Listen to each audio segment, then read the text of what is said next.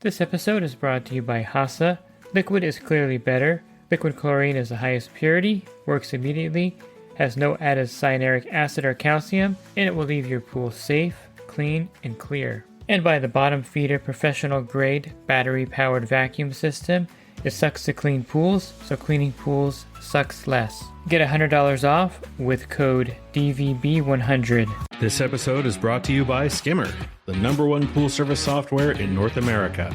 With Skimmer, you can streamline your schedule, grow your revenue, and keep your customers coming back with 5-star service. Whether you're a one-person operation or an established team, Skimmer is your partner in success. Visit getskimmer.com/poolguy to try Skimmer for free for 30 days.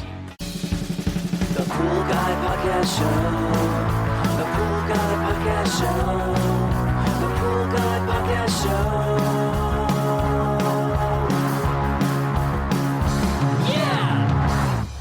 All right, welcome to the Pool Guy Podcast Show.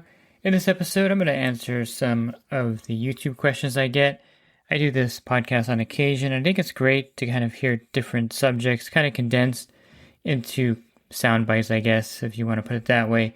But I'll answer the questions in more of an expanded way than I can on YouTube.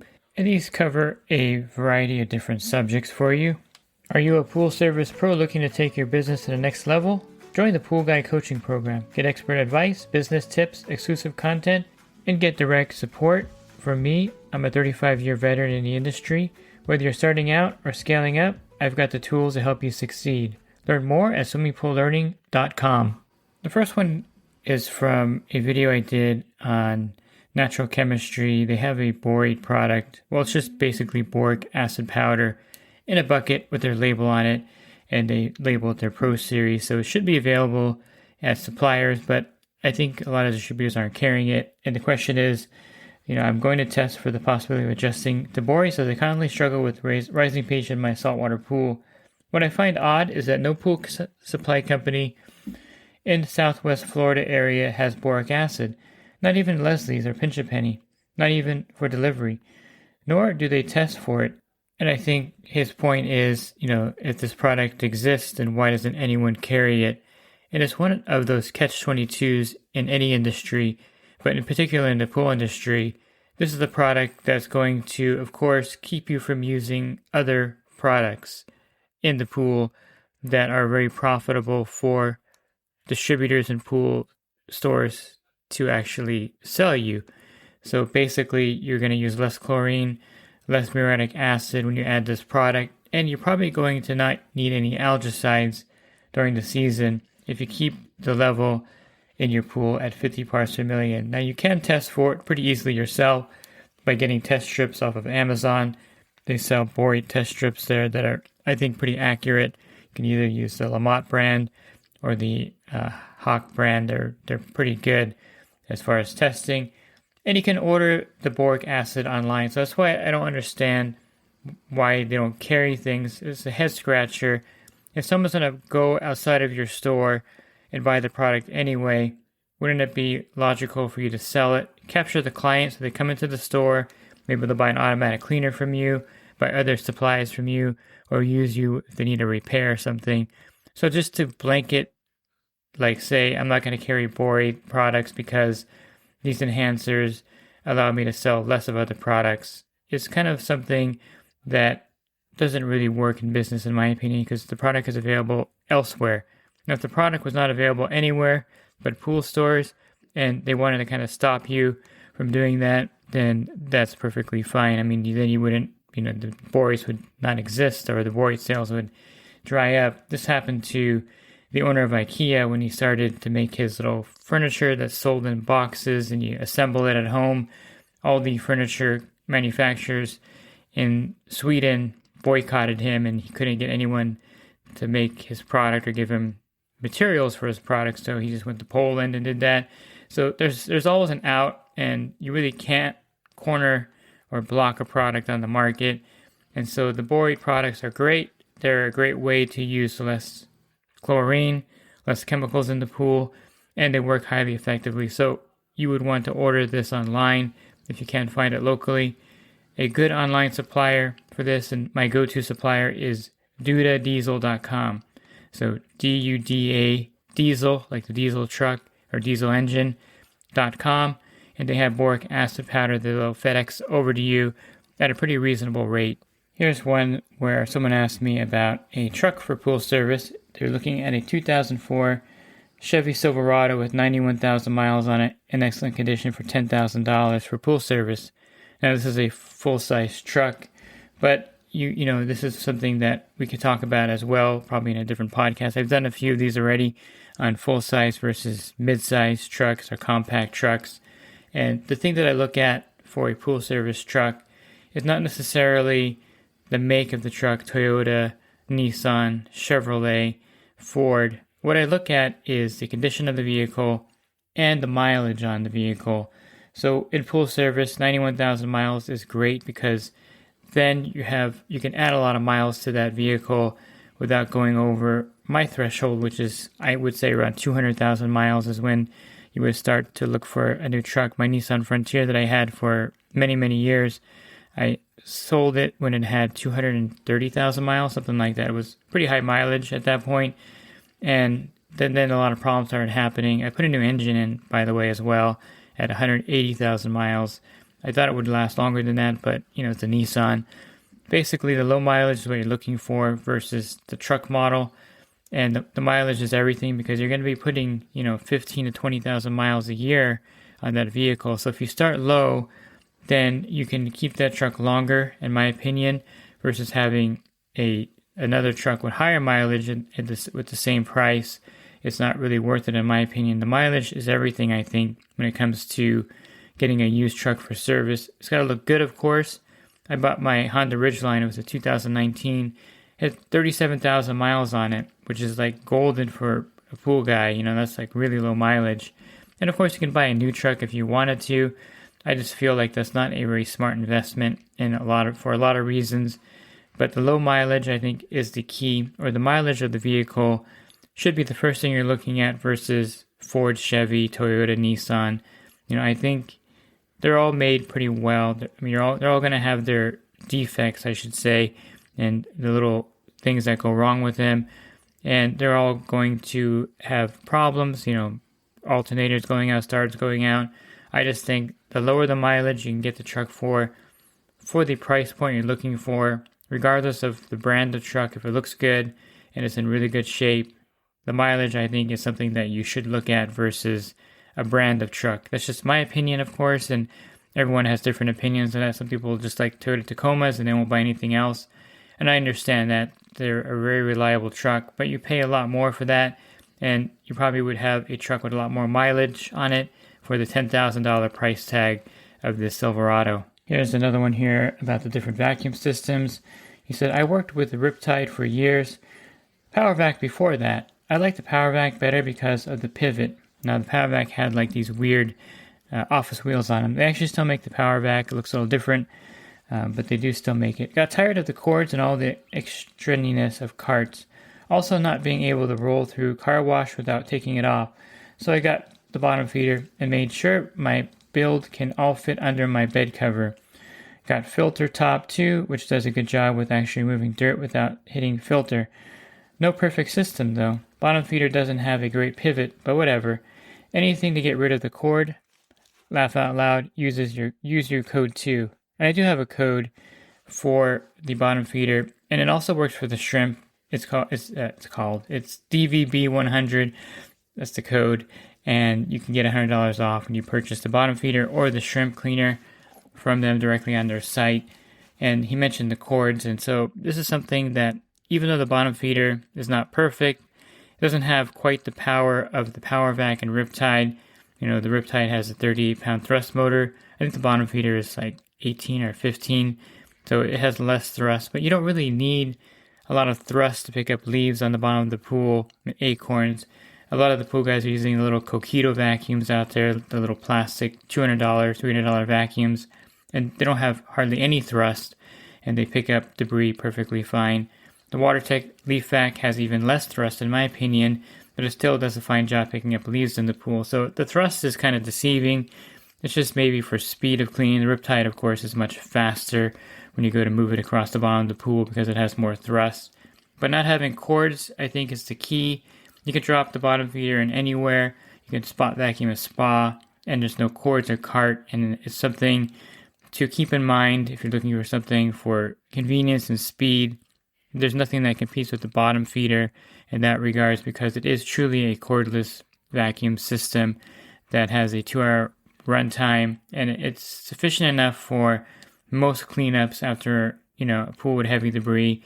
There may be occasions, like we had fires here last year, and, the Riptide would come in handy for that, for sure, because the amount of debris and ash that was in the pools was pretty phenomenal. But it's something that doesn't happen all the time, and the bottom feeder does have that advantage of not having the cord or the cart necessarily to bring it back to the stop.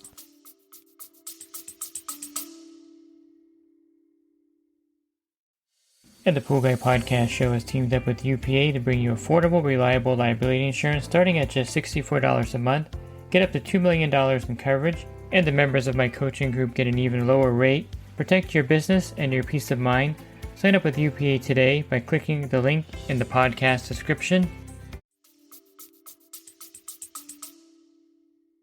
Here's one kind of related to that, and is, do you vacuum the client's pool at each visit? And this is something that you would have to set up in your own business model, and it's something that's discussed often with pool pros. Do I vacuum every pool? Do I not? Especially if I'm charging for full service, is vacuuming a must? And I would say for optically, and I just finished a little segment on the bottom feeder, optically, I think it's a great idea if you vacuum the pools each time you're there in some fashion, not necessarily have to vacuum with a manual vacuum with the hose and the vacuum head. The bottom feeder is a great tool to use to kind of fit that category of vacuuming the pool. And you can use a Riptide, you can use a WaterTech Precision version 10. You can use, the Vac Daddy. You could use other things besides the manual vacuum. You can connect your vacuum head to a cleaner hose. If the pool has a suction side cleaner in there, that will fit the bill as well. So you're looking at optics here for the amount of money you're charging the customer. And if you're just going there and you're netting and brushing, checking the chemicals and leaving, optically the customer may think you're not cleaning their pool. And so vacuuming the pool, if you use the bottom feeder, it takes like 3 minutes. Literally, I've timed myself vacuuming different pool sizes. So in an 8,000 gallon pool, I can vacuum the whole pool in about 2 minutes. If it's 15 to 20,000 gallons, maybe 5 minutes with the bottom feeder, maybe a little bit less, like 4 minutes. Using a Riptide, about the same amount of time. You just have to get off the cart, put it in there, and maneuver it around the pool. So to me, it's not a big deal to vacuum the pool. And the least, you would want to take the automatic cleaner head off and put your vacuum head on there, and then you can spot vacuum the pool. But yes, you should probably do something to the pool. My service agreement says I vacuum when needed, and that kind of gets me off the hook, because sometimes you're busy, sometimes the pool is completely spotless, you don't have to vacuum the pool, and so I have it out there. But it's always good visually to kind of drop the vacuum in there of some kind and move it around the pool so the customer looks like you're actually cleaning the pool, because they can skim the surface no problem themselves. They can brush the pool, but a lot of customers don't have the vacuum system to vacuum the pool out. So yes and no is the answer, but optically you would want to show that you're doing some kind of work there. There's a lot of pools that you're looking for things to do there. They're great accounts, there's hardly any debris in there, and you're kind of finding things to do to kill the time that you're over there doing the pool. And so vacuuming with the vacuum system would be a great way around that, and you're vacuuming the pool at every stop. Your employees should also be vacuuming the pool every time they're there in some fashion, I think, so that it gives the customer the feeling that you're doing something at their pool. And of course, some pools do need vacuuming. Of course, there's some pools that have debris and dirt in there, and you have to vacuum those pools. But if you build your pool route correctly, you'll have a lot of pools on there where you're looking for things to do at the surface account versus actually cleaning the pool. Here's one that I often get, and this one is, Temu sells MX6 parts way cheaper than buying them from the builders or manufacturers or the pool store. And this is true. There are generic parts for these cleaners sold. And I looked up the listing on Temu. You can buy like the tracks, I can't remember the parts. There's like a whole pack of parts, that would retail here for like $100. It was $24.95 over there. And it's pretty cool that you can get these parts for like $20.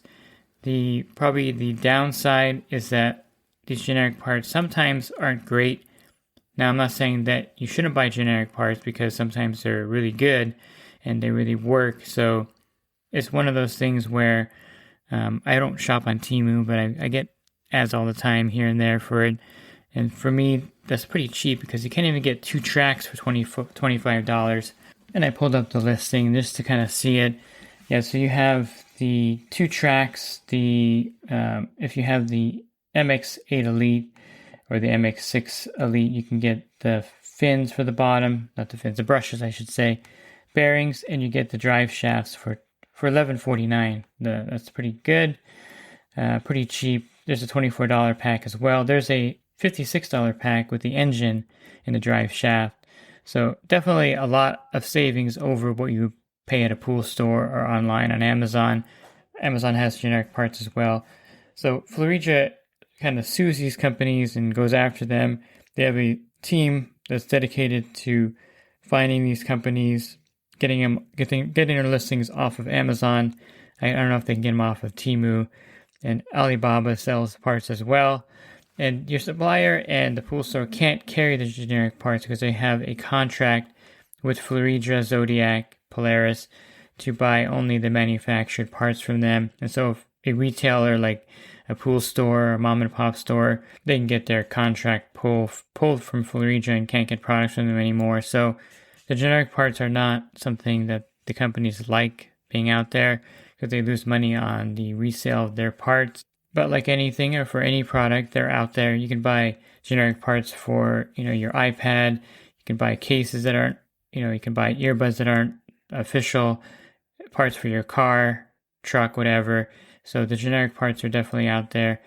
Are the OEM parts that much better? I would probably say no, they're not that much better, but that's what they kind of sell the suppliers so that they kind of keep their market share.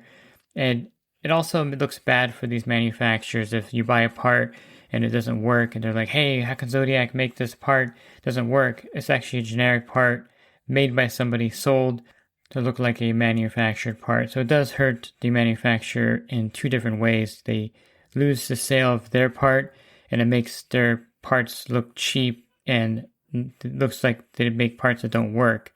So you can see why the manufacturer kind of gets upset at these generic part manufacturers. It hurts their image and it hurts their bottom line as well. And so they spend a lot of resources trying to shut these people down.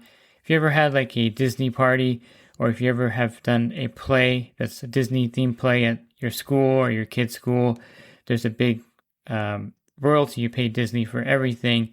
And they have a special department because I knew someone who worked in that department. They work in Anaheim in an office with a crew of like 20 or 30 people. All they do is scour the internet, check for licensing, watch videos online to see who's using the Disney stuff without getting the royalty license or whatever, and they sue them. And it's one of these things that the manufacturers try to do. They don't quite have a robust team as Disney, I don't think, but you kind of get the idea that they just want to protect their brand. And the parts can work. I've gotten generic parts on Amazon that work perfectly fine. I've gotten generic parts on Amazon that didn't work at all. So it's one of those hit and misses. And yes, generic parts for all these cleaners are available on Amazon and other sites like Temu. So definitely they're out there, and use your judgment when you purchase them, of course. If you're looking for other podcasts, you can find those by going to my website, swimmingpoollearning.com. On the banner, click on the podcast icon. There'll be a drop-down menu of over 1,800 podcasts for you there.